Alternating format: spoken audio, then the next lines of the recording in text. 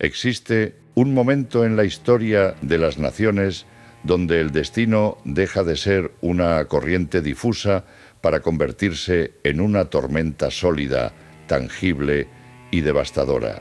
A finales del siglo XV, la península ibérica no era simplemente un territorio geográfico, sino un caldero hirviendo donde 8 siglos de fricción entre la cristiandad y el islam estaban a punto de alcanzar su punto de ebullición final. El aire en los valles de Andalucía no olía a azahar, sino a salitre quemado, a cuero sudado y al óxido de las cotas de malla que llevaban generaciones esperando el golpe definitivo. No era un tiempo para hombres tibios ni para estrategias heredadas de los viejos manuales de caballería andante. Era un tiempo que exigía un nuevo tipo de acero y, sobre todo, un nuevo tipo de mente. Bienvenidos a Estirpe Hispánica, donde hoy descorremos el velo del tiempo para examinar la génesis del mayor genio militar que jamás sirvió bajo los estandartes de Castilla. Para comprender al gran capitán, primero debemos olvidar la imagen marmórea del héroe consagrado en Nápoles y descender al barro de su origen. Gonzalo Fernández de Córdoba nació en 1453, en el castillo de Montilla, bajo un cielo plomizo que parecía presagiar la dureza de su existencia. No llegó al mundo como el heredero de una fortuna incalculable, sino bajo el estigma del segundón. En la rígida estructura nobiliaria de la España medieval, ser el segundo hijo varón era una sentencia que ofrecía 2 caminos estrechos: la cruz de la Iglesia o la espada de la guerra. La casa de Aguilar, su linaje, era una estirpe de fronteros, hombres acostumbrados a dormir con un ojo abierto mirando hacia el sur, hacia ese reino nazarí de Granada que se erguía como el último bastión musulmán en Europa occidental. La infancia de Gonzalo no transcurrió entre algodones, sino entre el repique de los herreros forjando espadas y el relinchar de los caballos de guerra andaluces. Quedó huérfano de padre a muy temprana edad, un evento que podría haberlo condenado a la irrelevancia, pero que, en cambio, lo arrojó a los brazos de una tutela férrea bajo su hermano mayor, Alfonso de Aguilar. Mientras Alfonso heredaba los títulos y las tierras, Gonzalo heredaba la necesidad de sobrevivir. Fue en esos patios de armas de Córdoba donde aprendió que el apellido abre puertas, pero solo la destreza individual permite cruzarlas con la cabeza alta. Aprendió a montar a la jineta, al estilo morisco, con estribos cortos y rodillas flexionadas, una técnica que permitía una movilidad letal y que, años más tarde, sería la base de su revolución táctica. Pero el verdadero crisol de su carácter no se forjó en la soledad de la frontera, sino en el nido de víboras y seda que era la corte real. Siendo apenas un adolescente, fue enviado a servir como paje del príncipe Alfonso y tras la trágica muerte de éste, pasó al servicio de la entonces infanta Isabel. Aquí, en los pasillos fríos de Segovia y Ávila, Gonzalo descubrió una devoción que trascendía la simple lealtad feudal. Isabel no era una figura distante, era una fuerza de la naturaleza, una mujer de una piedad férrea y una visión política implacable. Gonzalo, descrito por los cronistas de la época como un joven de hermosura casi insultante y modales exquisitos, podría haber caído en la frivolidad del cortesano promedio, preocupado solo por las sedas y los torneos. Sin embargo, sus ojos veían más allá del brillo de las joyas. Veía la soledad del poder en Isabel y entendió que su papel no era adornar la corte, sino blindarla. La guerra de sucesión castellana fue su primer bautismo de sangre real, pero fue el estallido de la Guerra de Granada en 1482 lo que marcó el verdadero inicio de su leyenda. Aquello no fue una campaña militar convencional, fue un asedio de 10 años a una civilización atrincherada en las montañas más traicioneras de la península. Cuando los ejércitos cristianos avanzaron hacia el sur, se encontraron con un enemigo que no jugaba bajo las reglas del honor feudal europeo. Los nazaríes no buscaban la batalla campal en llanuras abiertas, donde la caballería pesada castellana pudiera aplastarlos. Ellos eran maestros de la emboscada, del ataque relámpago, de la guerra de guerrillas en desfiladeros donde un solo hombre con una ballesta valía más que 10 caballeros acorazados. El primer gran desastre cristiano en Loja fue la lección que despertó el intelecto dormido de Gonzalo. Vio cómo la flor innata de la caballería castellana se atascaba en los terrenos pantanosos, cómo los virotes enemigos encontraban las juntas de las armaduras, cómo la confusión y la falta de comunicación convertían un ejército en una turba, mientras otros comandantes culpaban a la mala suerte o a la traición. Gonzalo analizó el fracaso con la frialdad de un cirujano. Comprendió que la guerra medieval, esa danza ritual de cargas frontales y rescates nobiliarios, había muerto en los barros de Loja. El futuro pertenecía a quien dominara el terreno y la logística. Fue durante el asedio de plaza tras plaza, Alhama, Tajara, Íllora, donde Gonzalo Fernández de Córdoba comenzó a destacar no solo por su valor suicida, sino por su ingenio. En Íllora se cuenta que fue el primero en escalar las murallas, una hazaña que cimentó su fama de temerario, pero lo verdaderamente revolucionario ocurría en su tienda de campaña. Gonzalo comenzó a entender la importancia vital de la infantería y, sobre todo, de la artillería y el suministro.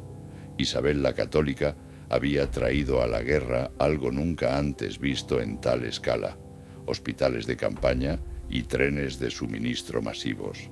Gonzalo observaba cómo las recuas de miles de mulas cargadas de harina y pólvora eran más letales para Granada que 1000 lanzas.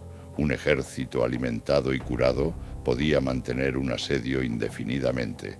Un ejército hambriento se disolvía. En estos años de fuego y piedra, Gonzalo también desarrolló una red de inteligencia sin precedentes. Hablaba árabe con fluidez, una habilidad que le permitía interrogar prisioneros, leer documentos interceptados y, crucialmente, entender la psicología de su enemigo. No veía a los musulmanes como bestias sin rostro, sino como oponentes dignos, divididos por sus propias guerras civiles entre el viejo Muley Hacén, su hermano el Zagal y su hijo Boabdil. Gonzalo supo explotar estas fracturas con la precisión de un diplomático maquiavélico. Se convirtió en el hombre de confianza de la reina para los asuntos más delicados, aquel que podía negociar en la sombra mientras dirigía el asalto a la luz del día. La toma de las fortalezas granadinas le enseñó el valor de la paciencia y la ingeniería. Ya no bastaba con rodear un castillo y esperar, había que demolerlo. Observó el efecto devastador de las lombardas, los primitivos cañones que escupían bolas de piedra capaces de pulverizar muros milenarios.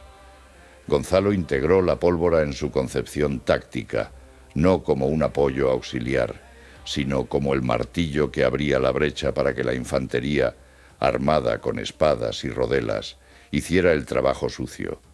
Fue aquí donde empezó a valorar al soldado de a pie, al peón recio de Castilla, Extremadura y Asturias, hombres duros, sobrios y capaces de soportar privaciones extremas. Empezó a ver en ellos el núcleo de una nueva máquina de guerra, una que no dependería del capricho de los nobles a caballo. El sitio de Málaga en 1487 fue quizás el episodio más brutal de esta década de sangre. La ciudad resistió con una ferocidad desesperada y la respuesta cristiana fue implacable. Gonzalo estuvo allí en primera línea, respirando el polvo de la demolición y el hedor de la muerte. Vio cómo la guerra total no dejaba espacio para la piedad caballeresca. La rendición de la ciudad y la posterior esclavitud de su población fue un recordatorio sombrío de lo que estaba en juego. la supervivencia absoluta de una fe sobre otra. Esta dureza se incrustó en su alma, templando su carácter como se templa el acero toledano, calentándolo al rojo vivo y enfriándolo bruscamente en agua helada. Sin embargo, incluso en medio de la carnicería, Gonzalo mantuvo una distinción aristocrática que fascinaba tanto a amigos como a enemigos. Su trato hacia Boabdil, el último rey de Granada, capturado y luego liberado como vasallo en una jugada maestra de los reyes católicos, fue de una cortesía impecable. Nació entre ellos una extraña amistad, basada en el respeto mutuo de dos hombres atrapados en la rueda inexorable de la historia. Gonzalo entendía la tragedia de Boabdil, el rey chico, un hombre culto y sensible obligado a presidir el funeral de su propio reino. Fue Gonzalo quien, gracias a esta relación, facilitó muchas de las negociaciones secretas que aceleraron el fin de la guerra, ahorrando sangre cristiana mediante la palabra y el oro. A medida que la guerra se acercaba a su clímax, el campamento de Santa Fe se erigió frente a las murallas de la Alhambra. No era un campamento de tiendas de lona que el viento pudiera llevarse. Isabel ordenó construirlo de piedra y ladrillo, una ciudad militar en forma de cruz, un mensaje visual a los granadinos: no nos iremos, hemos venido para quedarnos. Gonzalo caminaba por las calles trazadas a cordel de Santa Fe, ya no como el joven impetuoso que buscaba gloria personal, sino como un comandante maduro de 39 años. Sus cabellos comenzaban a encanecer y su cuerpo estaba marcado por cicatrices que eran el mapa de su aprendizaje. El 2 de enero de 1492, cuando las llaves de la Alhambra fueron entregadas y la cruz de plata se alzó sobre la Torre de la Vela, Gonzalo Fernández de Córdoba estaba allí, a la sombra de los reyes, observando. El mundo celebraba el fin de la Reconquista, el cierre de un ciclo de casi 800 años. Las campanas repicaban en toda la cristiandad, desde Roma hasta Londres, pero para Gonzalo aquel día no era un final, sino un comienzo. Mientras otros caballeros pensaban en retirarse a sus tierras, a vivir de las rentas y contar historias de sus hazañas, la mente de Gonzalo bullía con ideas incompletas. Había visto las limitaciones de la caballería pesada francesa que había venido como auxiliar. Había visto la tenacidad de la infantería suiza. Había visto la movilidad de la caballería ligera mora y, sobre todo, había visto el poder de la pólvora y la disciplina. En su mente, estas piezas dispersas comenzaban a ensamblarse en un rompecabezas letal. La guerra de Granada había sido su universidad, las montañas de las Alpujarras, su aula, y los generales nazaríes, sus duros examinadores. El segundón de Montilla había entrado en la guerra como un caballero medieval más, buscando honra y sustento, pero salía de ella transformado en el prototipo del general moderno. La devoción a su reina seguía intacta, más fuerte que nunca. Isabel había visto en él algo que ni siquiera el rey Fernando, con toda su astucia, alcanzaba a comprender del todo: un talento militar que no se basaba en la fuerza bruta, sino en la adaptabilidad. Fernando, siempre celoso, siempre calculador, miraba a Gonzalo con una mezcla de admiración y recelo. Sabía que aquel hombre era peligroso, no porque fuera desleal, sino porque era demasiado capaz, demasiado brillante, demasiado amado por la tropa. El sol se ponía sobre la Alhambra, tiñendo de rojo los muros de la fortaleza conquistada. La era de las cruzadas ibéricas había terminado. España, unida dinásticamente, miraba ahora hacia dos horizontes nuevos y vertiginosos: hacia el oeste, donde un navegante genovés prometía un camino a las Indias, y hacia el este, hacia Italia, donde las ambiciones de Francia amenazaban con desequilibrar el mapa de Europa. Gonzalo Fernández de Córdoba, Con la armadura abollada y la mirada fija en el horizonte, aún no sabía que su nombre resonaría en los siglos venideros, no por lo que hizo en Granada, sino por lo que estaba a punto de hacer en los campos de batalla de Calabria y Nápoles, pero la herramienta estaba forjada, el carácter estaba templado, el gran capitán estaba listo para nacer. La transición de la mentalidad de escaramuza a la gran estrategia no ocurrió de la noche a la mañana. Fue un proceso doloroso de prueba y error, escrito con la sangre de miles de hombres. En los años inmediatamente posteriores a la toma de Granada, Gonzalo permaneció en la corte, pero su espíritu estaba inquieto. Observaba cómo la maquinaria militar castellana, tan efectiva en el asedio, carecía de la flexibilidad necesaria para la guerra en campo abierto contra las potencias europeas. Los franceses, con su caballería pesada o gendarmería y su artillería móvil, eran considerados invencibles. La infantería española, aunque valiente, carecía de una doctrina unificada que le permitiera enfrentarse a tal monstruo. Fue en las tertulias de la corte, entre planos y despachos, donde Gonzalo comenzó a teorizar sobre la coronelía, una unidad que combinara piqueros para detener a la caballería, arcabuceros para hostigar a distancia y espadachines para el combate cuerpo a cuerpo. Granada le había enseñado que la especialización era la clave. Un hombre no podía serlo todo. Cada soldado debía ser una pieza de un engranaje mayor. La lealtad feudal, donde el soldado seguía a su señor, debía ser reemplazada por la lealtad profesional, donde el soldado obedecía a su oficial y el oficial a su general y el general al Estado. Esta visión era radical. Chocaba con siglos de tradición aristocrática donde la guerra era un deporte de nobles. Gonzalo, sin embargo, tenía la autoridad moral de quien ha luchado en la trinchera. Sabía el nombre de sus capitanes, conocía el peso de la harina que cargaban sus mulas, sabía cuánto tardaba en secarse la pólvora después de una lluvia. Ese conocimiento práctico, ese saber hacer, le otorgaba un aura de invencibilidad ante sus hombres. No era un general de gabinete, era un soldado que había ascendido por mérito propio en el infierno de las Alpujarras. La reina Isabel, con su instinto infalible para detectar el talento, lo mantuvo cerca. Le otorgó la encomienda de la Orden de Santiago, tierras y rentas, pero sobre todo le otorgó su confianza. Cuando las noticias de la invasión francesa de Italia llegaron a la corte en 1494, cuando el rey Carlos VIII de Francia cruzó los Alpes con un ejército que hizo temblar a toda la península itálica, los reyes católicos supieron que tenían que responder. Aragón tenía intereses dinásticos en Nápoles que defender y la cristiandad necesitaba un contrapeso al poder galo. La elección del comandante para esta expedición no fue sencilla. Había nobles con más títulos, con más tierras, con apellidos más rancios. Pero Isabel insistió.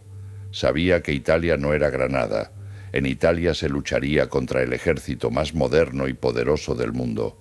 Se necesitaba alguien que pudiera improvisar, adaptarse y vencer en inferioridad numérica. Se necesitaba a Gonzalo.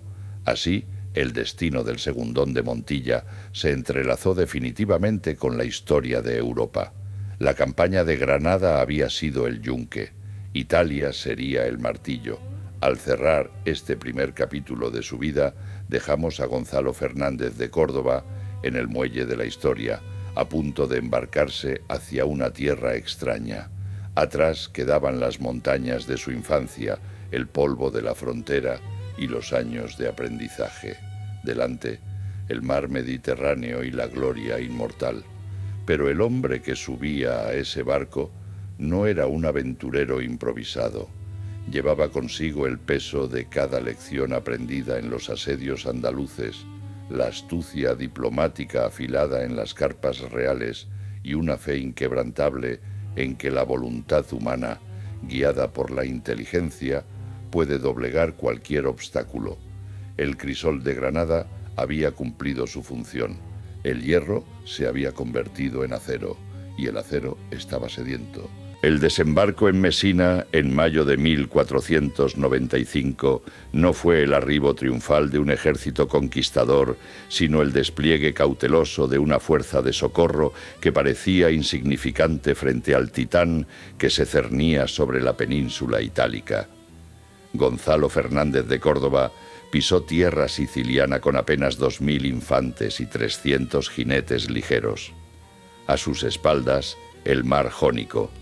Al frente, al otro lado del estrecho, el reino de Nápoles, que había sido engullido en cuestión de semanas por la maquinaria de guerra más formidable de la cristiandad, el ejército de Carlos VIII de Francia.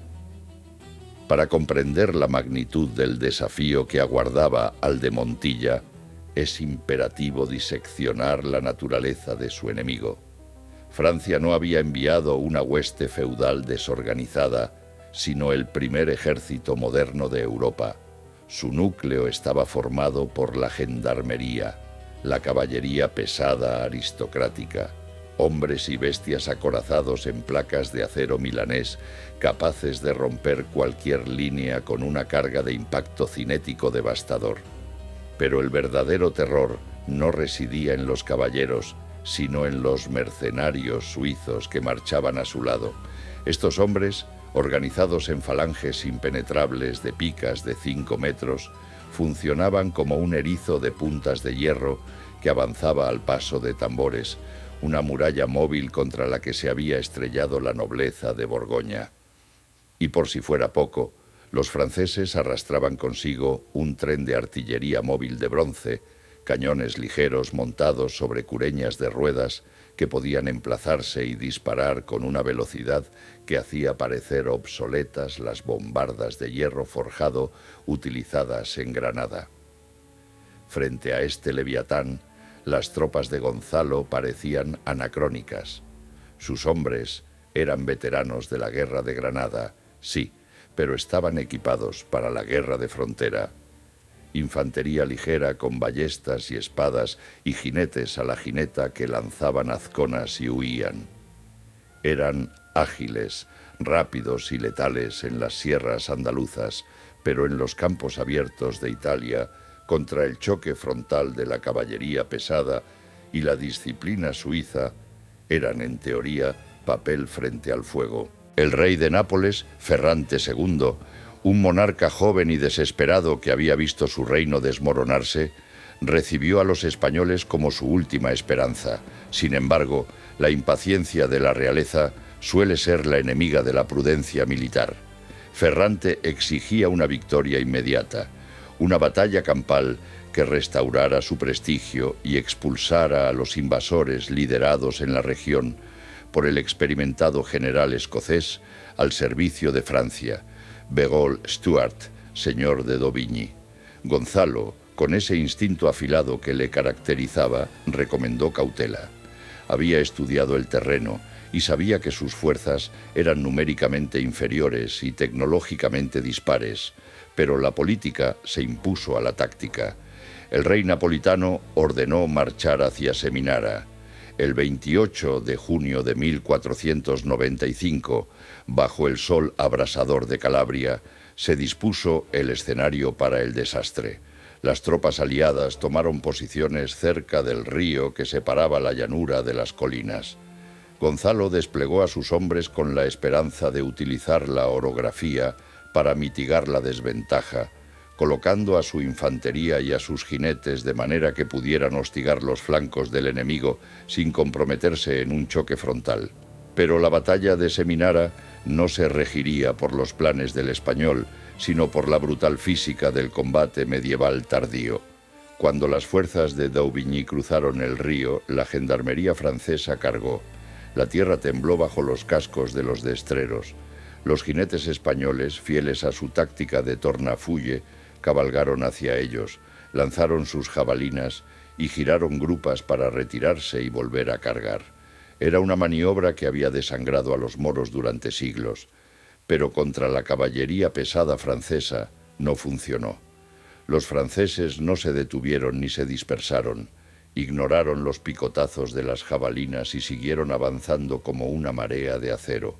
Al ver a los jinetes españoles retirarse, una maniobra táctica controlada, la milicia napolitana, inexperta y aterrorizada, interpretó el movimiento como una huida general. El pánico, ese contagio invisible y letal, se propagó por las filas italianas, rompieron la formación y huyeron antes incluso de chocar las espadas. Gonzalo se encontró de pronto con su flanco expuesto y sus aliados en desbandada. Frente a él, los cuadros de picas suizos bajaron sus armas y comenzaron a marchar, una máquina de picar carne que avanzaba inexorablemente hacia la infantería española. Los rodeleros y ballesteros españoles lucharon con una ferocidad desesperada, intentando buscar huecos en esa muralla de puntas, pero la superioridad del alcance de la pica suiza era absoluta. No había manera de acercarse lo suficiente para usar la espada sin ser ensartado antes. La derrota fue total. El propio rey Ferrante cayó de su caballo y estuvo a punto de ser capturado o muerto bajo las patas de la caballería francesa, salvándose únicamente por el sacrificio de un noble leal que le cedió su montura.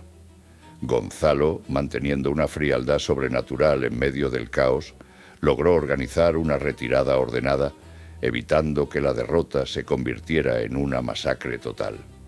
Condujo a los remanentes de su ejército a través de las montañas hasta la seguridad de las murallas de Reggio Calabria. Aquella noche, mientras los médicos atendían a los heridos y el silencio de la vergüenza caía sobre el campamento español, Gonzalo Fernández de Córdoba no durmió. Seminara había sido una humillación, la primera y única derrota en campo abierto de su vida.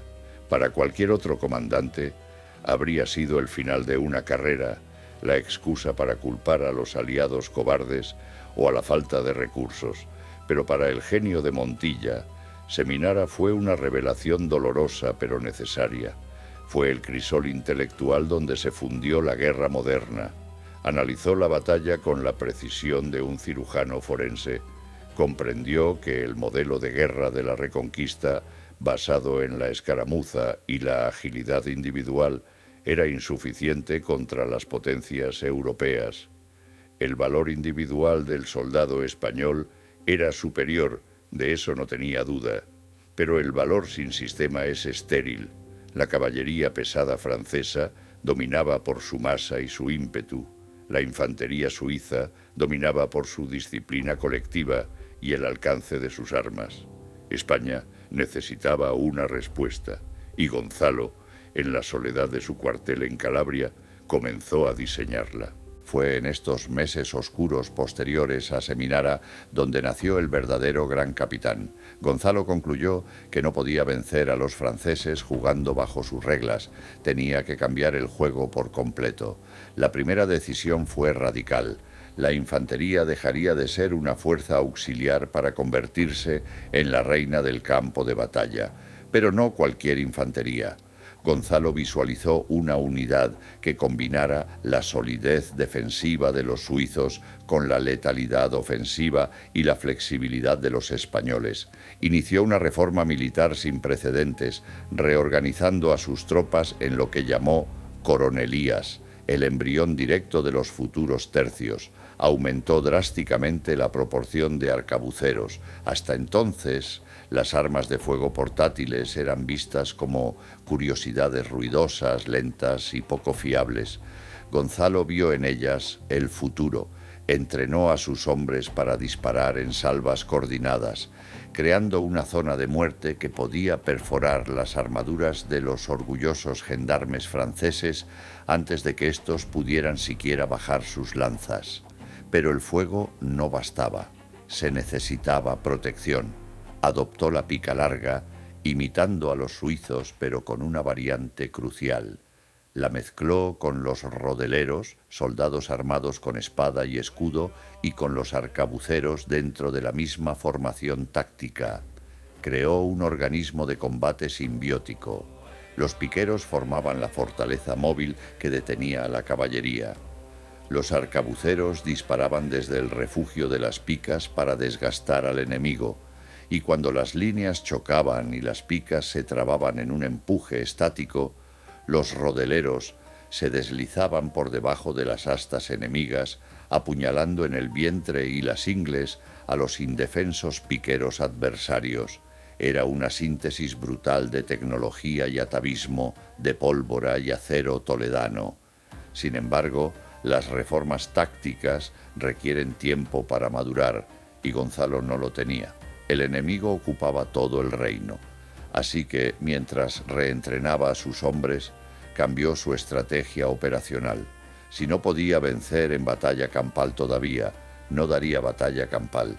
Gonzalo inauguró una guerra de desgaste, una guerra de guerrilla a gran escala antes de que el término existiera. Aprovechando la geografía quebrada de Calabria, convirtió el terreno en su aliado. Dividió su ejército en unidades más pequeñas y móviles. Atacaba las líneas de suministro francesas, interceptaba correos, asaltaba puestos avanzados al amanecer y desaparecía en los bosques antes de que la caballería francesa pudiera reaccionar. Los franceses, acostumbrados a la guerra honorable de grandes choques frontales, se encontraron luchando contra fantasmas.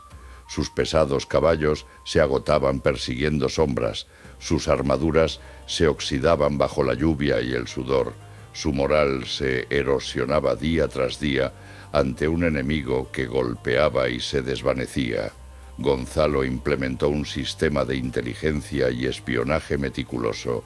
Sabía dónde dormiría cada capitán francés, qué caminos tomarían los convoyes de harina y pólvora.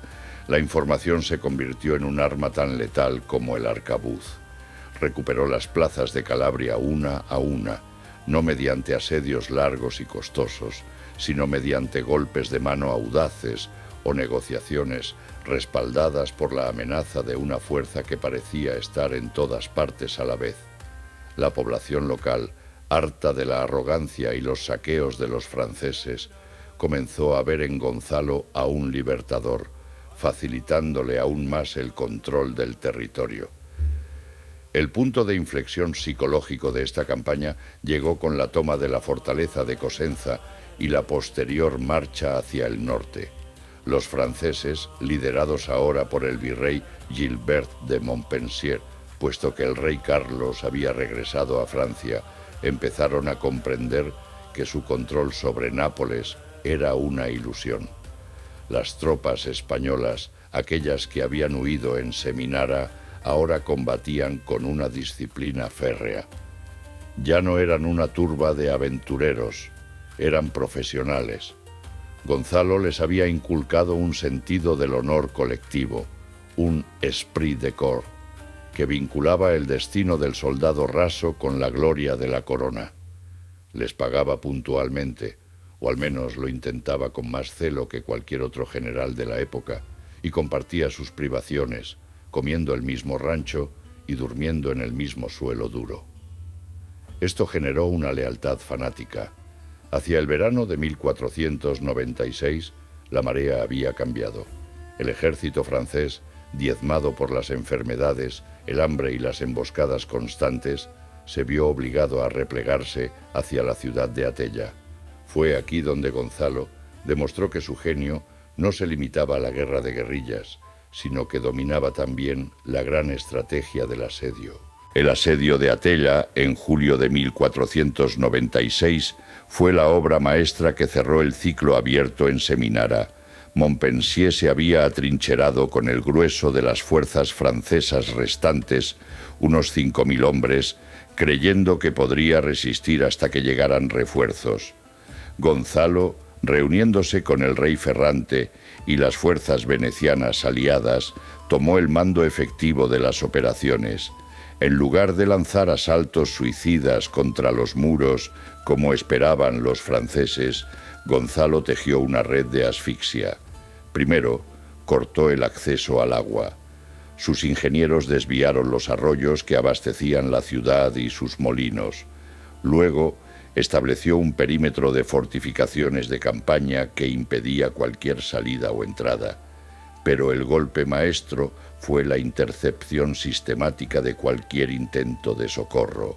Cuando una columna de mercenarios suizos intentó romper el cerco para unirse a Montpensier, Gonzalo los emboscó en los desfiladeros circundantes, aniquilándolos con una coordinación perfecta de arcabucería y caballería ligera. Dentro de los muros de Atella, la situación se tornó dantesca. Sin agua, sin comida y asolados por la peste, la orgullosa gendarmería francesa se vio reducida a espectros. Los caballos, antes símbolos de poder, fueron sacrificados para alimentar a las tropas. La moral se quebró definitivamente cuando Gonzalo hizo desfilar a los prisioneros capturados de las columnas de socorro frente a las murallas, demostrando a los sitiados que estaban solos en el mundo. El 20 de julio de 1496, Gilbert de Montpensier capituló. La rendición fue masiva. El virrey francés y sus 5.000 soldados, la flor y nata del ejército que había aterrorizado Italia 2 años antes, entregaron sus estandartes a Gonzalo Fernández de Córdoba. Fue una victoria total, lograda con un coste mínimo de vidas españolas. El contraste con Seminara no podía ser más absoluto. En apenas un año, Gonzalo había pasado de ser el comandante de una fuerza derrotada y anacrónica a ser el arquitecto de la victoria más resonante de la década. La toma de Atella no solo significó la recuperación del reino de Nápoles para la dinastía aragonesa, significó el fin de la hegemonía incuestionable de la caballería medieval y el nacimiento de la infantería española como la fuerza dominante en los campos de batalla de Europa. Los prisioneros franceses, al regresar a su patria, no hablaban del rey Ferrante ni de los venecianos, hablaban con reverencia y temor de aquel general español que combatía con la mente tanto como con la espada. Fue en los salones de Italia y en las cortes europeas donde el nombre de Gonzalo comenzó a pronunciarse acompañado de un epíteto que la historia grabaría en piedra. Ya no era solo el de Montilla. Los italianos, amantes de la grandiosidad, comenzaron a llamarlo Il Gran Capitano. Pero la revolución de Gonzalo no se detuvo en la táctica. Su estancia en Italia también transformó su comprensión de la logística y la administración militar. Entendió que un ejército permanente requiera una estructura burocrática sólida. Durante la ocupación y pacificación posterior a Atella, estableció los primeros sistemas de intendencia moderna, asegurando que la pólvora, el plomo y el grano fluyeran de manera constante hacia el frente. Creó hospitales de campaña para sus heridos, algo inaudito en la época, donde los soldados no eran abandonados a su suerte, sino tratados como activos valiosos que debían recuperarse. Esta humanidad pragmática reforzó aún más el vínculo sagrado entre el general y sus tropas. Sin embargo, la paz en Italia es siempre una flor efímera.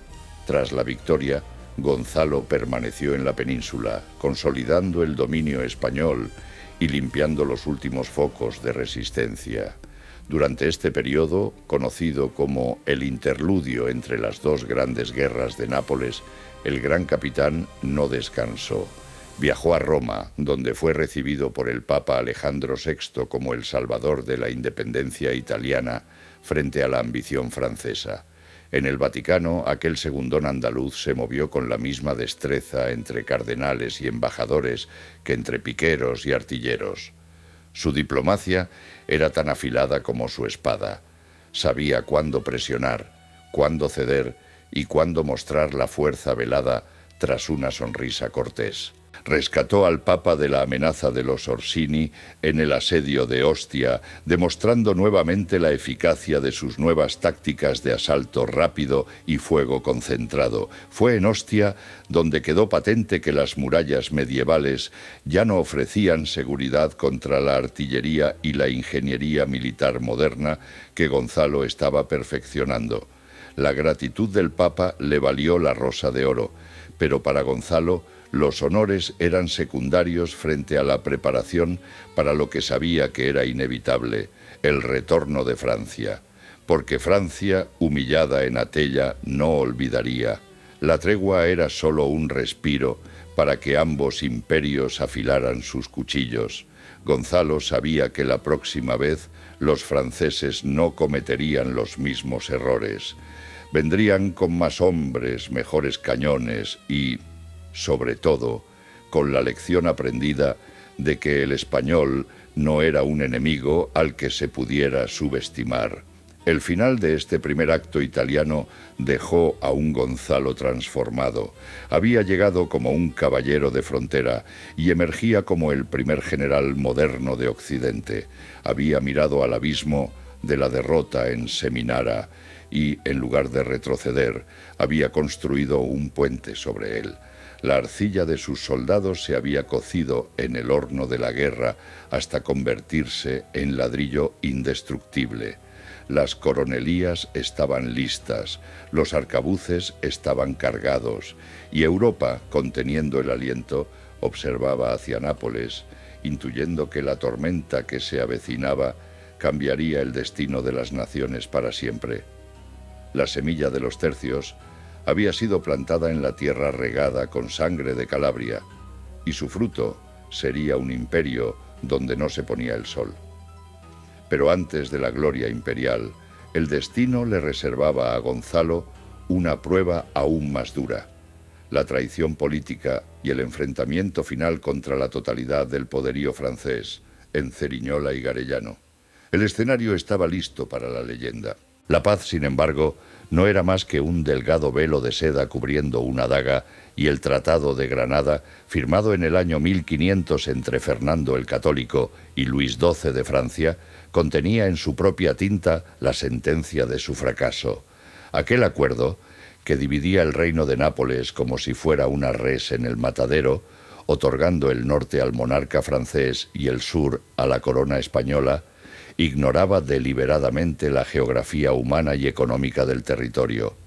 Las provincias centrales, la Capitanata y la Basilicata quedaron en un limbo jurídico, una zona gris donde la recaudación de la dogana delle pecore, el impuesto sobre el ganado trashumante, vital para las arcas napolitanas, se convirtió en la chispa que detonaría el barril de pólvora.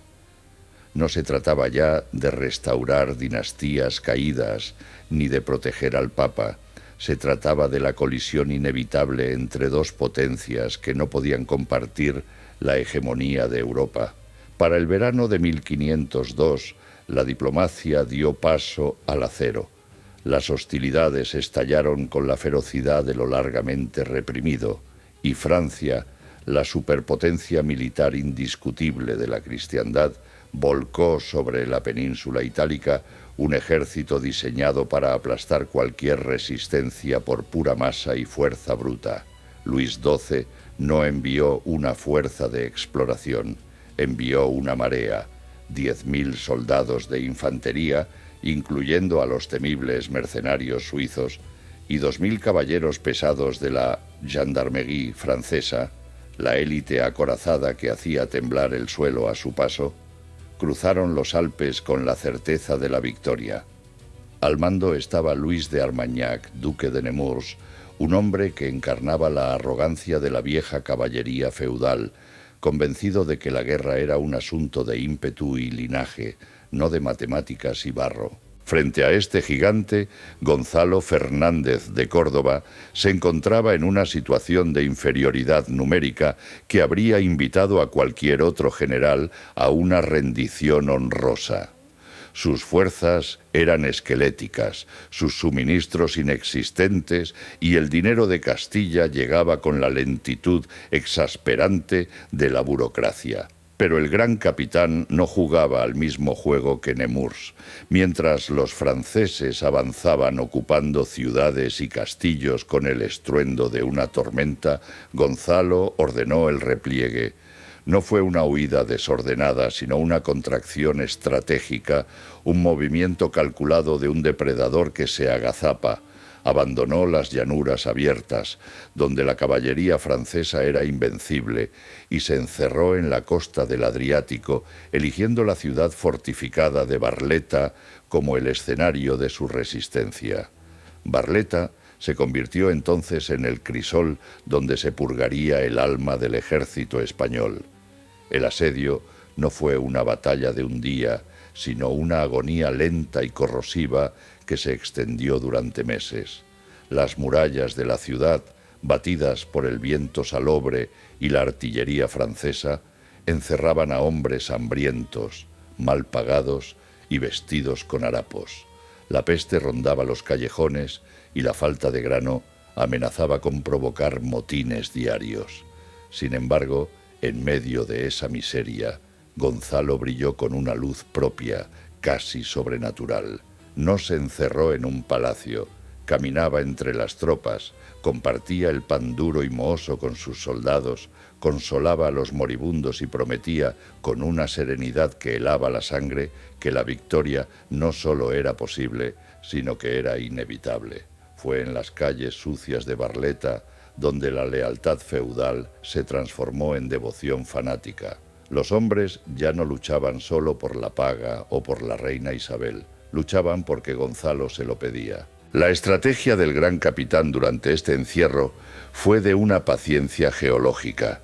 Mientras Nemours, frustrado por la inacción, dispersaba sus fuerzas en saqueos y escaramuzas menores para mantener a su ejército alimentado, Gonzalo lanzaba encamisadas nocturnas, golpes de mano rápidos y brutales diseñados para desangrar la moral enemiga sin arriesgar una batalla campal.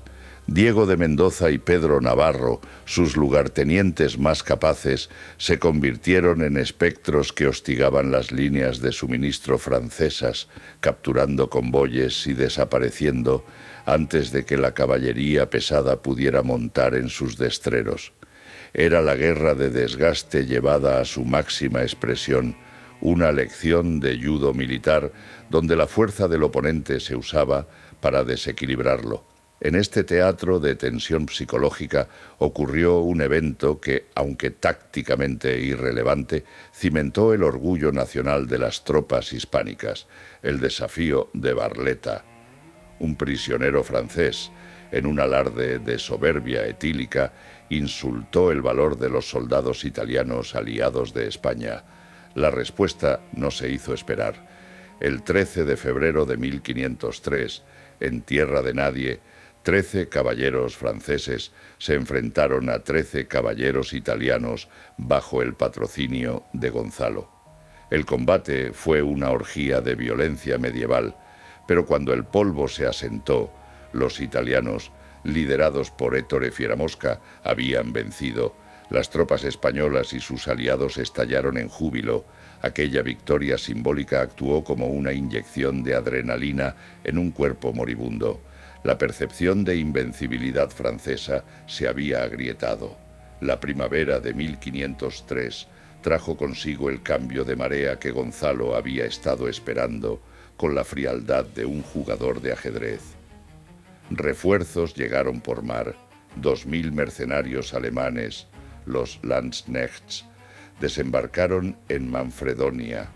Eran hombres duros, profesionales de la pica, disciplinados y brutales, el complemento perfecto para la agilidad de los rodeleros y la precisión de los arcabuceros españoles.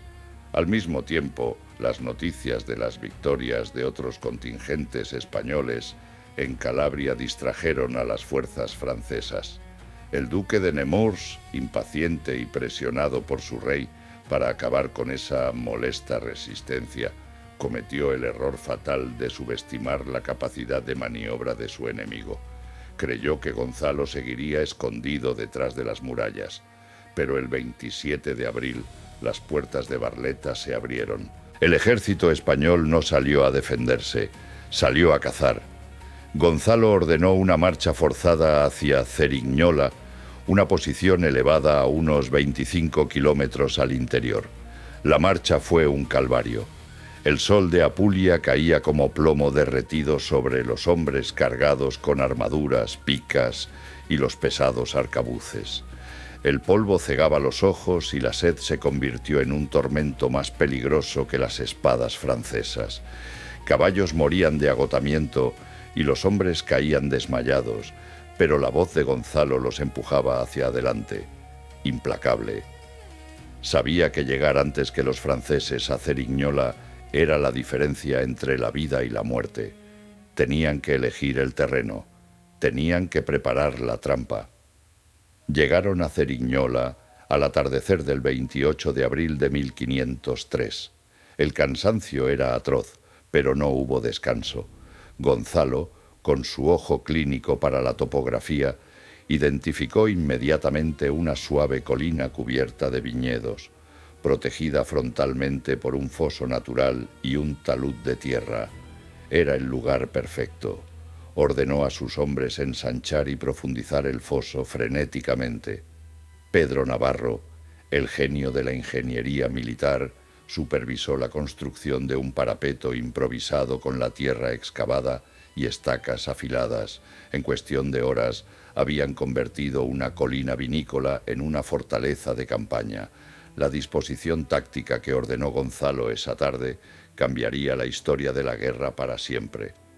En el centro, detrás del foso y el talud, colocó a los arcabuceros alemanes y españoles, hombro con hombro, en 4 filas de profundidad. Detrás de ellos, los piqueros, un bosque de madera y acero listo para frenar cualquier carga que sobreviviera al fuego. En los flancos, la caballería ligera y pesada, lista para contragolpear. Pero la clave, el corazón de la estrategia, era el arcabuz. Hasta ese día, las armas de fuego eran consideradas ruidosas, lentas e imprecisas, un complemento exótico para la verdadera guerra de choque. Gonzalo iba a demostrar que eran la guadaña de la muerte. El ejército francés llegó poco antes de que el sol se ocultara por completo. El duque de Nemours, al ver a los españoles atrincherados tras un sucio talud de tierra, sintió una mezcla de desprecio y urgencia. Sus capitanes le aconsejaron esperar al amanecer. Sus tropas estaban cansadas tras la persecución y la luz menguaba peligrosamente. Pero la arrogancia de Nemours pudo más que la prudencia. «Esta misma noche cenaré en el campamento español o en el infierno», se dice que gritó, ordenando el ataque inmediato. No podía concebir que unos villanos escondidos en una zanja pudieran detener la carga de la caballería más poderosa de Europa. La carga francesa comenzó como un trueno. La gendarmerie, con sus armaduras completas brillando bajo los últimos rayos de luz cobriza, galopó hacia el centro español. La tierra temblaba. El impacto psicológico de ver a miles de toneladas de metal y músculo animal abalanzarse a la carrera era el arma principal de la caballería medieval. Estaban acostumbrados a que la infantería rompiera filas y huyera antes del contacto. Pero los hombres de Gonzalo no se movieron. Permanecieron en silencio, soplando las mechas de sus arcabuces, esperando la orden. Cuando la caballería francesa llegó a 30 metros del foso, Gonzalo bajó su espada. El mundo se deshizo en fuego y humo. La descarga de miles de arcabuces al unísono sonó como si el cielo se hubiera rasgado. No fue una salva dispersa, fue un muro de plomo. La primera línea de la caballería francesa fue literalmente borrada de la existencia. Caballos destripados y caballeros perforados por balas que ignoraban la nobleza de sus apellidos y la calidad de sus armaduras cayeron en una masa confusa. El ímpetu de la carga se estrelló no contra los hombres, sino contra el foso que no habían visto hasta que fue demasiado tarde. Los que no cayeron por las balas cayeron en la zanja, aplastados por los que venían detrás. El caos en las filas francesas fue absoluto. Entre el humo denso de la pólvora negra que oscureció el campo de batalla como una niebla infernal, los arcabuceros españoles recargaban y disparaban con una disciplina mecánica aprendida en los meses de instrucción. Fila tras fila, descarga tras descarga, Un accidente hizo explotar 2 carros de pólvora en la retaguardia española, iluminando el cielo con un resplandor naranja. Lejos de asustarse, Gonzalo gritó a sus hombres: «¡Ánimo, amigos, que estas son las luminarias de la victoria!». Su control sobre la moral de la tropa era total. El duque de Nemours, viendo cómo su ejército se desintegraba, intentó reorganizar una segunda carga, buscando un punto débil en el flanco. Fue en vano. Una bala de arcabuz, democrática y letal, lo encontró en medio del tumulto, atravesándole el pecho y derribándolo de su caballo. La muerte del comandante francés decapitó la voluntad de lucha de su ejército.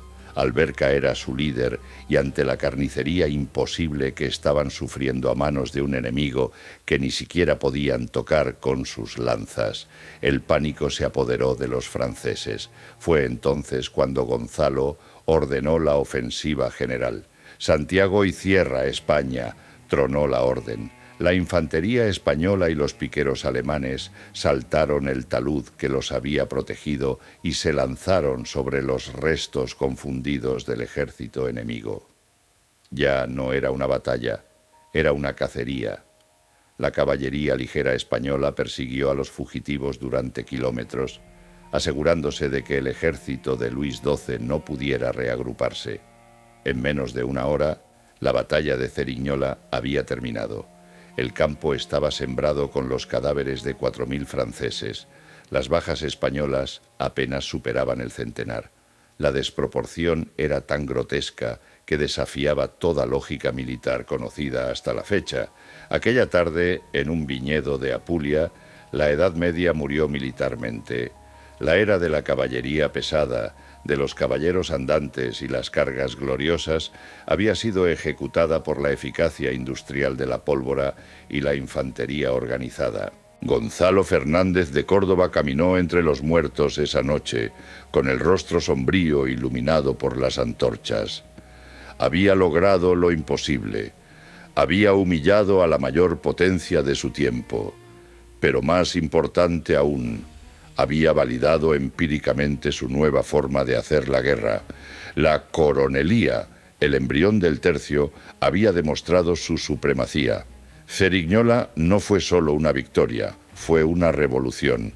Europa entera, atónita, tuvo que aceptar que había un nuevo amo en el campo de batalla y que éste hablaba castellano. Era el invierno de 1503, y la situación a orillas del río Garellano no invitaba a soñar con imperios, sino a rezar por una muerte rápida. El ejército francés, soberbio y superior en número, controlaba la orilla derecha, disfrutando de suministros constantes y cuarteles secos bajo el mando del marqués de Saluzzo. Al otro lado, en la margen izquierda, las tropas de Gonzalo Fernández de Córdoba se pudrían en vida. Las lluvias torrenciales de aquel noviembre y diciembre no cesaron ni un solo día. El campamento español se había convertido en una ciénaga donde el lodo llegaba hasta las rodillas, tragándose botas, cascos y la moral de los hombres más débiles. La humedad calaba los huesos y oxidaba las armaduras antes de que pudieran ser limpiadas. No había leña seca para las hogueras y el pan llegaba enmohecido desde el sur. Los oficiales, desesperados, imploraban al gran capitán que ordenara la retirada hacia Capua, argumentando que el clima era un enemigo más letal que la caballería francesa. Cualquier otro general, siguiendo la lógica militar convencional de la época, habría cedido terreno para salvar al ejército del tifus y la disentería. Pero Gonzalo permanecía inamovible, compartiendo la miseria de sus hombres, durmiendo en el suelo húmedo y racionando su propia comida para dar ejemplo. Entendía algo que sus subordinados no alcanzaban a ver. Retroceder era conceder a Francia la victoria psicológica y estratégica. La única salida era la resistencia estoica hasta que el enemigo cometiera un error. La guerra medieval había muerto en Ceriñola, pero la guerra moderna estaba siendo bautizada en el barro del Garellano. Gonzalo sabía que el marqués de Saluzzo, Confiado en su superioridad numérica y en la imposibilidad de cruzar un río desbordado bajo el fuego de la artillería, había bajado la guardia. Los franceses celebraban la Navidad al calor de sus tiendas, convencidos de que los españoles eran poco más que espectros tiritando en la orilla opuesta. Fue entonces cuando el genio logístico de Córdoba se manifestó con una precisión de relojero. Mientras mantenía una fuerza de distracción visible frente al campamento francés para fijar su atención, ordenó en absoluto secreto el ensamblaje de una obra de ingeniería que cambiaría el curso de la campaña. Bajo la dirección de Juan de Lezcano y con la supervisión técnica de Pedro Navarro, los zapadores españoles trabajaron en silencio durante las noches de tormenta. Recopilaron barcas, toneles y maderos robados a las aldeas vecinas para construir un puente de pontones modular, una estructura capaz de ser transportada por secciones y ensamblada en cuestión de horas. La madrugada del 28 de diciembre, Día de los Inocentes, la maquinaria de guerra hispánica se puso en marcha. A varios kilómetros aguas arriba de la posición francesa, en un punto ciego cubierto por la neblina y la lluvia, el puente fue lanzado sobre las aguas turbulentas del Garellano. La sorpresa fue absoluta. Antes de que los centinelas franceses pudieran dar la alarma, la vanguardia de Bartolomeo d'Alviano y la caballería ligera española ya estaban en la orilla enemiga, asegurando la cabeza de puente. Cuando el grueso del ejército de Gonzalo cruzó el río, el pánico se apoderó del campamento francés. Lo que siguió no fue una batalla, sino una cacería metódica. Los franceses, desorganizados y aterrorizados por la aparición fantasmal de un ejército que creían moribundo, huyeron en desbandada hacia la fortaleza de Gaeta. La caballería pesada de la gendarmería francesa, orgullo de la cristiandad, quedó atascada en el fango, siendo presa fácil para los arcabuceros y piqueros que, liberados de semanas de sufrimiento, descargaron su furia con una eficacia letal. Incluso el legendario caballero Pierre Terrail, el señor de Vallardo, tuvo que batirse en una heroica retirada en el puente de Mola para evitar la aniquilación total de sus compatriotas. La victoria del Garellano no fue solo un triunfo táctico, fue la obra maestra de la aniquilación. El 1 de enero de 1504, Gaeta capituló. Francia había perdido el reino de Nápoles para siempre. Gonzalo Fernández de Córdoba entraba en la capital partenopea no ya como un general victorioso, sino como un virrey absoluto, el hombre más poderoso de Italia y posiblemente el súbdito más influyente de toda Europa. Su administración en Nápoles durante los meses siguientes fue ejemplar. Pacificó a las facciones locales, reorganizó la justicia y estableció una corte que rivalizaba en esplendor con las más antiguas del continente. Los varones italianos, acostumbrados al caos, encontraban en el gran capitán una figura de autoridad paternal y justa. Los poetas le cantaban, los soldados le adoraban y el pueblo le veneraba. Estaba en el cenit de su existencia, tocando el cielo con las manos manchadas de pólvora y gloria. Sin embargo, en la cima de la montaña es donde el aire se vuelve más irrespirable y donde los rayos golpean con mayor fuerza. El destino, que le había entregado las llaves de la inmortalidad militar, estaba a punto de cobrarle un precio personal devastador. El 26 de noviembre de 1504, en el lejano y frío castillo de la Mota, en Medina del Campo, fallecía la reina Isabel la Católica. La noticia tardó semanas en llegar a Nápoles, pero cuando lo hizo, Gonzalo supo que su escudo se había roto. Isabel no había sido solo su soberana, había sido su valedora, la única capaz de comprender su lealtad mística y de contener los demonios internos de su esposo. Con Isabel en la tumba, Gonzalo quedaba expuesto a la mirada gélida y calculadora de Fernando el Católico. El rey Fernando era un monarca formidable, un político de astucia maquiavélica, pero su alma estaba corroída por una inseguridad patológica hacia aquellos que brillaban demasiado. La popularidad de Gonzalo en Nápoles, sus victorias aplastantes y la devoción que le profesaban tanto españoles como italianos comenzaron a alimentar las pesadillas del rey. En la corte de Castilla, los aduladores y enemigos del gran capitán vertían veneno en el oído del monarca viudo.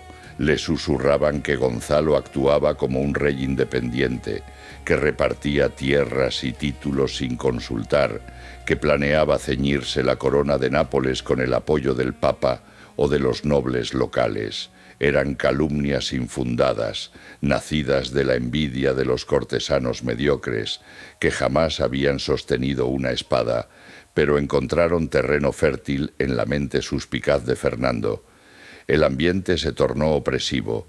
Las cartas desde España llegaban cada vez con un tono más inquisitorial, exigiendo recortes en los gastos, cuestionando nombramientos y sembrando la duda sobre la lealtad del virrey. Gonzalo, cuyo honor era tan rígido como el acero toledano, respondía con la altivez del inocente, lo cual solo irritaba más al rey. La tensión política creció hasta tal punto que Fernando decidió viajar personalmente a Nápoles en 1506. La excusa oficial era consolidar el dominio aragonés, pero el propósito real era descabezar, políticamente hablando, a su servidor más brillante. El encuentro en el puerto de Nápoles fue una obra de teatro de la hipocresía. Gonzalo recibió a su rey con toda la pompa y ceremonia debida, ofreciéndole las llaves de la ciudad y renovando sus votos de fidelidad. Fernando le abrazó, le sonrió y le colmó de elogios públicos, concediéndole el ducado de Sesa, pero en sus ojos no había gratitud, sino un cálculo frío. Durante su estancia en Italia, el rey desmanteló sistemáticamente la red de poder de Gonzalo, destituyendo a sus oficiales de confianza y revisando cada decreto firmado por el gran capitán. Fue una humillación lenta, administrativa y silenciosa. Cuando Fernando anunció su regreso a España, lo hizo con una invitación que era, en realidad, una orden de exilio encubierta. Gonzalo debía acompañarle. El virrey fue destituido de facto, arrancado de la tierra que había conquistado y pacificado. El viaje de retorno en 1507 fue un cortejo fúnebre para las aspiraciones de Gonzalo. Al desembarcar en Savona, tuvo lugar un encuentro con Luis XII de Francia, el antiguo enemigo. El monarca francés, fascinado por la figura del hombre que había derrotado a sus mejores generales, pidió conocerle y cenar con él. Ante la atónita mirada de Fernando, el rey de Francia trató a Gonzalo como a un igual, como a un héroe de la caballería, eclipsando por completo la figura del propio rey de Aragón. Aquella cena, donde el vencido honraba al vencedor más que su propio señor, fue la gota que colmó el vaso de la paciencia real. El celo de Fernando se tornó en un rencor gélido y eterno. Ya en suelo español, la promesa de otorgarle el maestrazgo de la Orden de Santiago, una recompensa pactada y merecida, se desvaneció en excusas burocráticas. Fernando no tenía intención de darle más poder a quien ya tenía demasiada gloria. En su lugar comenzó el calvario de la auditoría. El rey exigió cuentas detalladas de la gestión en Nápoles. Quería saber dónde había ido a parar cada maravedí del tesoro real durante las campañas. Para un hombre como Gonzalo, que había gastado su propia fortuna personal para pagar a los soldados cuando el dinero del rey no llegaba, que había empeñado las joyas de su esposa para financiar la guerra, aquella exigencia no era un trámite administrativo, era un insulto al honor. Es en este contexto donde la leyenda y la historia convergen en el famoso episodio de las cuentas del gran capitán.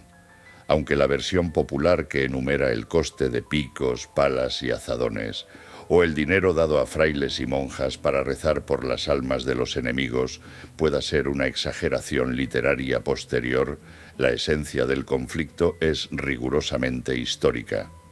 Gonzalo enfrentó a los contadores reales con la indignación de quien sabe que la lealtad no tiene precio. Presentó libros donde figuraban pagos inmensos a espías, sobornos estratégicos y manutención de tropas en condiciones extremas, gastos que la burocracia de la corte, sentada en cómodos sillones en Valladolid o Burgos, era incapaz de comprender.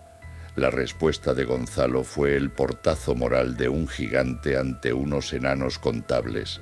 El dinero se había gastado en ganar un reino, no en enriquecerse. El resultado fue el ostracismo. Fernando, incapaz de encarcelar o ejecutar al héroe nacional, optó por la muerte civil. Le ordenó retirarse a sus dominios en Loja, en la frontera granadina que él mismo había ayudado a conquistar en su juventud. Allí, lejos de la corte, lejos de las decisiones de Estado, el gran capitán fue confinado al silencio. La amargura se instaló en su pecho como una enfermedad crónica. Veía desde la distancia cómo la política europea seguía su curso, cómo nuevas guerras estallaban en Italia, como la batalla de Rávena, donde su experiencia habría sido vital, pero el rey prefería perder batallas antes que volver a llamar a Gonzalo. En su retiro de Loja, rodeado de algunos viejos camaradas y de los recuerdos de un tiempo donde el honor valía más que la intriga, Gonzalo Fernández de Córdoba comenzó a envejecer prematuramente. Su salud, minada por las fiebres contraídas en los pantanos del Garellano y por las cicatrices de 1000 escaramuzas, empezó a fallar. El silencio de Loja no era paz, sino el eco sordo de una condena que resonaba más fuerte que los cañones de Ceriñola. Tras el episodio de las cuentas y la humillación pública, Gonzalo Fernández de Córdoba se retiró a sus dominios andaluces, no como un cónsul romano que regresa a cultivar sus campos, sino como un león confinado en una jaula de oro y mármol. Aquel destierro encubierto, lejos de la corte vallisoletana y de las intrigas de Burgos, se convirtió en el epílogo lento y doloroso de una vida que solo sabía respirar a galope. El hombre que había redibujado el mapa de Europa se veía ahora reducido a la administración de rentas, al arbitraje de disputas vecinales y a la contemplación de los olivares que, indiferentes a la gloria, seguían dando fruto bajo el sol de Andalucía. Sin embargo, la inactividad era el único enemigo que el gran capitán no sabía cómo flanquear. Su residencia en Loja se transformó rápidamente en una corte paralela, un faro de peregrinación para una generación de soldados que se sentían huérfanos sin su liderazgo. Veteranos de las campañas de Italia, mutilados de Garellano y jóvenes hidalgos que habían crecido escuchando las hazañas de Nápoles, llegaban a sus puertas buscando no solo el favor del héroe, sino la confirmación de que el honor todavía existía en un reino gobernado por la burocracia de Fernando el Católico. Gonzalo, cuya generosidad era tan legendaria como su estrategia, mantenía una mesa abierta donde se servían manjares a 300 comensales diarios, dilapidando su fortuna personal para mantener viva la llama de una lealtad que el rey le negaba. Cada banquete era un desafío tácito, cada brindis por la memoria de la reina Isabel era una daga en la conciencia del monarca aragonés. La atmósfera en aquellos años, entre 1508 y 1512, estaba cargada de una melancolía densa, casi palpable. Gonzalo pasaba las tardes recorriendo las murallas de la ciudad, mirando hacia el sur, hacia esa Granada que ayudó a conquistar, y más allá, hacia un Mediterráneo que le estaba vedado. Su mente, todavía afilada como una toledana, repasaba una y otra vez las maniobras del pasado, no con la vanidad del anciano que cuenta batallitas, sino con el rigor del académico que busca el error en la perfección. Le llegaban noticias de Italia, donde la guerra volvía a encenderse, y cada informe de una derrota o de una victoria pírrica le causaba un dolor físico, una fiebre del alma, al saber que su espada se oxidaba en la vaina mientras otros jugaban a los dados con las posesiones de la corona. El destino, con su habitual ironía, quiso darle una última esperanza, un espejismo final antes del ocaso definitivo. En 1512, tras el desastre de la batalla de Rávena, donde las tropas de la Liga Santa fueron severamente castigadas por los franceses bajo el mando de Gastón de Foix, el pánico se apoderó de la corte de Fernando. La hegemonía española en Italia, esa joya tallada por Gonzalo, estaba a punto de romperse. El rey católico, pragmático hasta la médula y capaz de tragarse su orgullo cuando el miedo apretaba, no tuvo otra opción que recurrir al único hombre capaz de revertir la catástrofe. La orden llegó a Loja con el sello real. Gonzalo debía armarse y prepararse para cruzar el mar una vez más. La reacción fue volcánica. La noticia de que el gran capitán volvía a Italia corrió por la península ibérica con la velocidad de un incendio en agosto. No fue un reclutamiento, fue una resurrección nacional. Desde Galicia hasta Murcia, la nobleza y el pueblo llano se movilizaron. Los cronistas de la época relatan con asombro cómo miles de voluntarios vendían sus haciendas, empeñaban sus joyas y abandonaban sus oficios solo para tener el privilegio de servir bajo su estandarte. En cuestión de semanas, Gonzalo reunió en Málaga un ejército que, según los testigos, superaba en brillo y moral a cualquier hueste real. No iban a luchar por Fernando, iban a luchar por él, y ese fue precisamente su error fatal. La demostración de poder fue tan abrumadora, la devoción de los soldados tan absoluta, que los viejos fantasmas de Fernando despertaron con una violencia inusitada. El rey vio en aquel puerto de Málaga no a un general salvador, sino a un rival político que podía, si así lo deseaba, arrebatarle la corona con un solo gesto de su mano. La paranoia venció a la necesidad estratégica. Con las naves ya aparejadas y las tropas formadas en los muelles, esperando la orden de embarque, llegó la contraorden. Fernando, alegando cambios diplomáticos y tratados de última hora, canceló la expedición. Fue el golpe de gracia, más letal que cualquier pica suiza o arcabuz francés. Gonzalo recibió la misiva real con una estoicidad que heló la sangre de sus tenientes. No hubo gritos, no hubo rebelión, simplemente ordenó desmovilizar a las tropas. La escena en el puerto de Málaga es uno de los momentos más trágicos y sublimes de la historia de España. El gran capitán, frente a miles de hombres que lloraban de rabia, les pidió que regresaran a sus hogares en paz. Les agradeció su lealtad y con una voz quebrada por la emoción contenida, pronunció unas palabras que resonarían a través de los siglos. No me duele no ir a la guerra, sino ver que mi rey no confía en mí. Fue la muerte del guerrero. Lo que quedó después fue solo un cuerpo esperando el final. El regreso a Loja fue un cortejo fúnebre en vida. La salud de Gonzalo, minada por años de campañas en los pantanos italianos y debilitada ahora por la angustia moral, comenzó a deteriorarse rápidamente. Las fiebres cuartanas, un viejo enemigo contraído en los asedios de Nápoles, volvieron para cobrar su deuda. Ya no había energía para banquetes ni para tertulias. El gigante se apagaba. Consciente de que el final estaba cerca, solicitó permiso para trasladarse a Granada, buscando el consuelo de la ciudad que simbolizaba la unión con su reina Isabel y el inicio de la grandeza de España. Se instaló en la Alhambra, pero ni siquiera la belleza de los palacios nazaríes pudo retener su espíritu. En sus últimos días, rodeado por su esposa María de Manrique y un puñado de fieles, Gonzalo Fernández de Córdoba miró a la muerte a los ojos con la misma serenidad con la que había mirado a los ejércitos franceses en Ceriñola.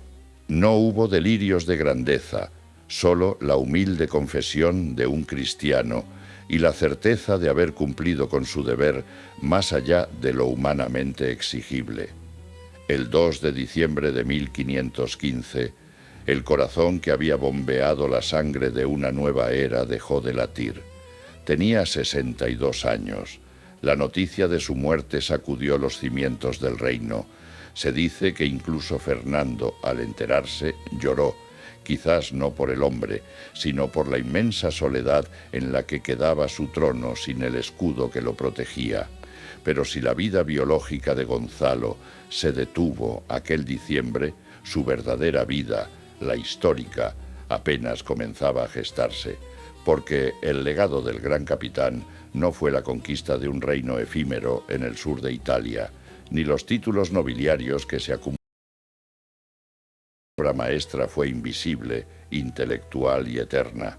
Gonzalo Fernández de Córdoba no solo ganó batallas, inventó la manera moderna de ganarlas. Antes de él, la guerra medieval era un choque brutal de masas, un duelo de caballerías pesadas donde el valor individual primaba sobre la táctica colectiva. Gonzalo observó ese mundo y lo deconstruyó. Fue el arquitecto que entendió que la pólvora no era un mero apoyo, sino el eje sobre el que debía girar el combate. Fue el visionario que bajó al caballero de su caballo, le quitó la pesada armadura y le puso un arcabuz en las manos, diciéndole que su valor ya no residía en su linaje, sino en su disciplina. En los campos de Italia, bajo la presión asfixiante de la inferioridad numérica, Gonzalo forjó el prototipo de lo que décadas más tarde se conocería como los tercios viejos. Creó un organismo vivo, una máquina de guerra donde piqueros, arcabuceros y rodeleros operaban con la precisión de un reloj.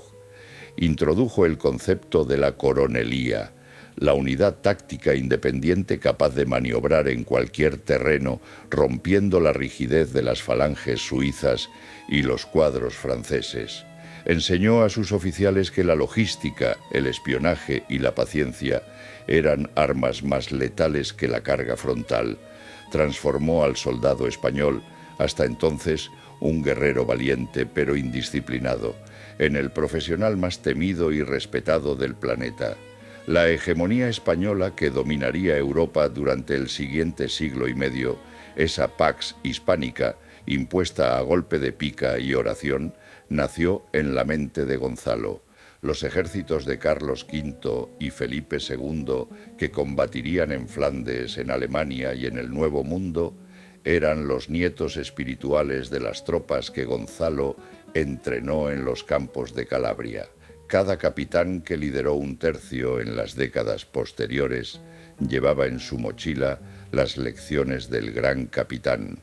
Cada victoria española en Pavía, en San Quintín o en Milberg fue, en esencia, una victoria póstuma de Fernández de Córdoba.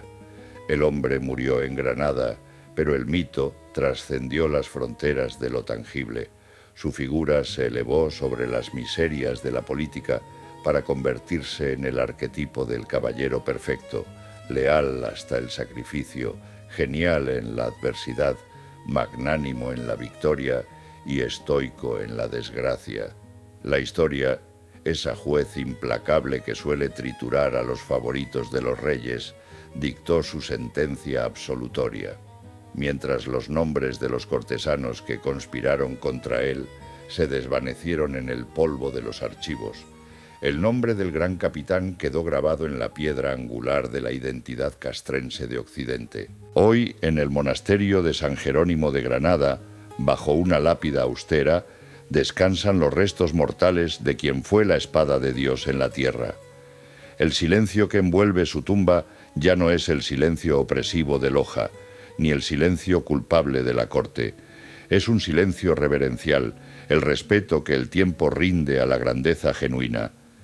Allí yace el hombre que demostró que la verdadera nobleza no se hereda, se conquista, que la lealtad no es un contrato, sino una fe, y que, aunque los reyes puedan negar el pago de las cuentas materiales, la gloria paga sus deudas con la moneda de la inmortalidad. Así concluye la crónica de una vida que fue fuego y acero, devoción y olvido. Desde las escaramuzas juveniles en la Guerra de Granada hasta la soledad final frente a las cumbres de Sierra Nevada, Gonzalo Fernández de Córdoba encarnó el espíritu de una época en la que España se atrevió a mirar al horizonte y hacer lo suyo. Su estirpe no fue solo de sangre, sino de espíritu, una herencia de valor y sacrificio que, siglos después, sigue resonando como un toque de clarín en la memoria de una nación que gracias a él aprendió que lo imposible es solo una batalla que aún no se ha planteado.